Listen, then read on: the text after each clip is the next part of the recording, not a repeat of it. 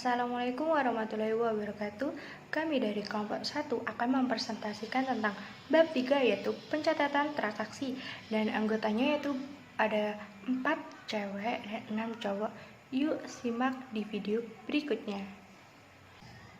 Pencatatan transaksi. Proses pencatatan transaksi keuangan ini biasanya sering dikenal sebagai pembukuan. Pembukuan ini merupakan tindakan untuk mencatat secara teratur dan sistematis tentang segala transaksi keuangan yang dilakukan oleh perusahaan. Pada pencatatan transaksi ini membahas jurnal, buku besar, neraca saldo, dan soal kasus beserta jawaban. Jurnal atau buku jurnal merupakan buku catatan kronologis terhadap transaksi atau peristiwa keuangan di suatu perusahaan. Kegiatan menjurnal ini untuk mempermudah penelusuran apabila terjadi kesalahan ketika menganalisis terjadinya suatu transaksi. Aspek manfaat jurnal. Yang pertama, aspek riwayat transaksi.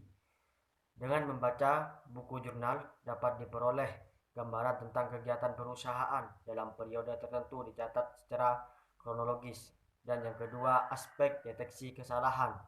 Apabila deteksi terjadi suatu kesalahan, langkah paling logis adalah memeriksa buku jurnal terlebih dahulu untuk mencari sebab-sebab kesalahan tersebut. Dan yang terakhir, aspek pengendalian. Memverifikasi kebenaran analisis atas suatu transaksi sesuai dengan kebijakan atau pedoman yang diterapkan di perusahaan. Nama saya Afrizal Mubarak Al-Faris dan saya akan menjelaskan tentang akun neraca dan akun nominal. Akun neraca atau real adalah jumlah akun real pada suatu waktu, memang mempresentasikan jumlah rupiah yang benar-benar ada dan mengidentikan akun tertentu ke suatu waktu tertentu juga. Akun ini terdiri dari aset, kewajiban, dan ekuitas atau modal. Selanjutnya yaitu akun nominal atau sementara, atau disebut juga laba rugi.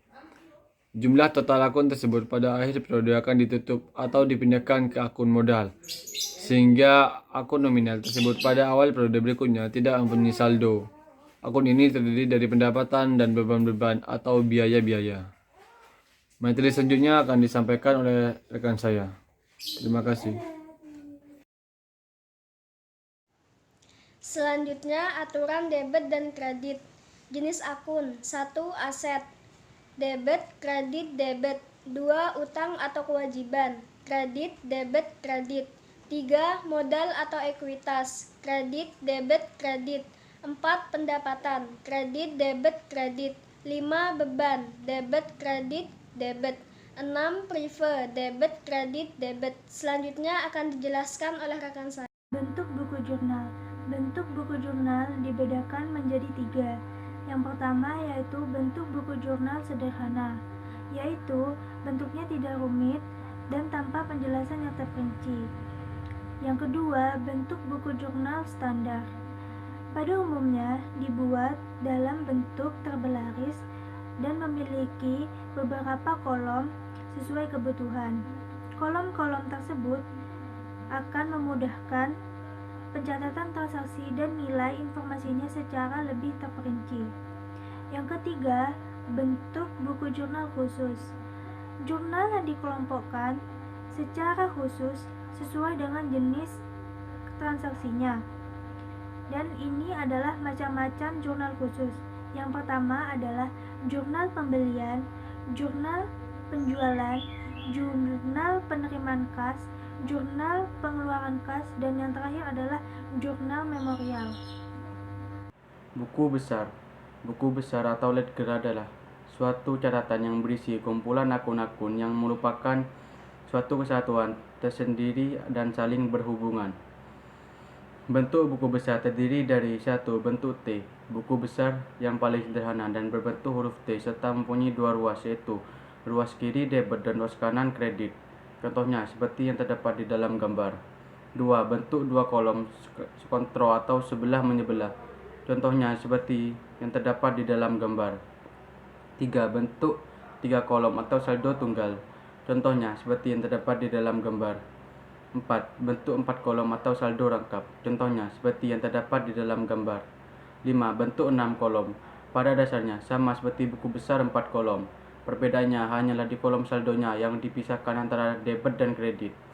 Jika pada saat perubahan saldo akunnya adalah debit, maka saldo tersebut dicatat di kolom saldo debit, dan sebaliknya jika kredit maka dicatat di kolom saldo kredit. Contohnya seperti yang terdapat di dalam gambar. Selanjutnya, neraca saldo. Neraca saldo adalah suatu laporan yang memuat saldo beserta akun-akunnya, baik itu akun yang bersaldo debit maupun yang bersaldo kredit. Dengan neraca saldo kita akan mengetahui susunan aset, kewajiban, ekuitas, pendapatan, dan beban beserta saldonya masing-masing. Selanjutnya, indikator kesalahan dalam menyusun neraca saldo. Kesalahan dalam menyajikan neraca saldo yaitu salah menjumlahkan angka pada kolom debit dan kredit, salah mencatat angka saldo akun ke neraca saldo, salah memasukkan saldo akun ke kolom yang seharusnya, dan salah karena ada akun tertinggal atau tidak dimasukkan. Kesalahan saldo akun yaitu salah menghitung saldo akun dan salah menempatkan saldo ke akun. Kesalahan posting yaitu salah memasukkan jumlah akun, salah mendebit atau mengkredit saat posting, dan salah karena mengabaikan posting debit dan kredit. Assalamualaikum warahmatullahi wabarakatuh. Nama saya Brian Aral Firmansyah. Di sini saya akan membacakan bagian kesimpulan. Jadi kesimpulannya yaitu setiap transaksi yang terjadi di perusahaan memerlukan pencatatan. Dalam proses pencatatan ini memerlukan dokumen atau bukti terjadinya transaksi agar pencatatan mampu menunjukkan kejadian yang sebenar-benarnya. Pencatatan transaksi penjualan kredit pada perusahaan juga masih sederhana, belum melakukan pencatatan ke dalam jurnal penjualan maupun jurnal umum. Perusahaan tidak mempunyai bagian kredit tersendiri yang secara khusus meneliti status kredit pelanggan dan menganalisa pelanggan dalam melunasi kewajibannya. Sekian dari kelompok kami, kurang lebihnya mohon maaf. Sekian, wassalamualaikum warahmatullahi wabarakatuh. Killers tied up in a knot, the juggernauts of this rap shit. Like it or not, it's like a fight to the top just to see who died for the spot. You put your life in this.